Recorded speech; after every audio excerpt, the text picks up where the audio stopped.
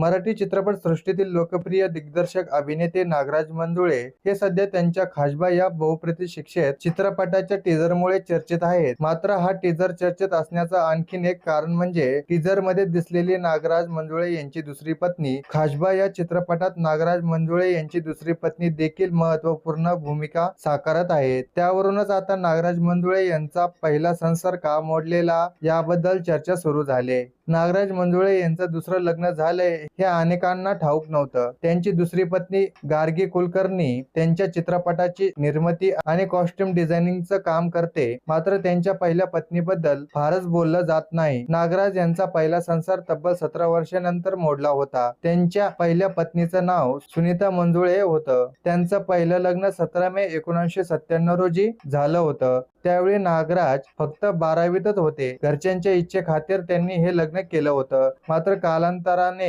मतभेद वाढल्याने त्यांनी वेगळं होण्याचा निर्णय घेतला आणि 2014 मध्ये दोघांच्याही कायदेशीररित्या घटस्फोट झाला. फॅन्ड्रेज चित्रपटाच्या यशापर्यंत नागराज मंजुळेंच्या पहिल्या पत्नी सुनीता ह्या त्यांच्या सोबत होत्या. मात्र नंतर नागराज यांनी त्यांना काडीमोड दिला. सुनीता यांनी एका मुलाखतीत नागराज आणि त्यांच्या कुटुंबावर मोठे आरोपही केले होते. घटस्फोटानंतर काही वर्षांनी चित्रपटाच्या मेकिंग दरम्यानच त्यांची भेट गार्गी कुलकर्णी यांच्याशी झाली आणि त्यानंतर नागराज यांनी गार्गी कुलकर्णी यांच्याशी दुसरं लग्न केलं. मात्र नागराज मंजुळे यांच्या पहिल्या पत्नी सुनीता या सध्या काय करतात याबद्दल फारशी कुणाला माहिती नाही. तसेच त्या दुसऱ्यांच्या घरची धुणी भांडी करून दिवस काढत होत्या असं म्हटलं जात आहे.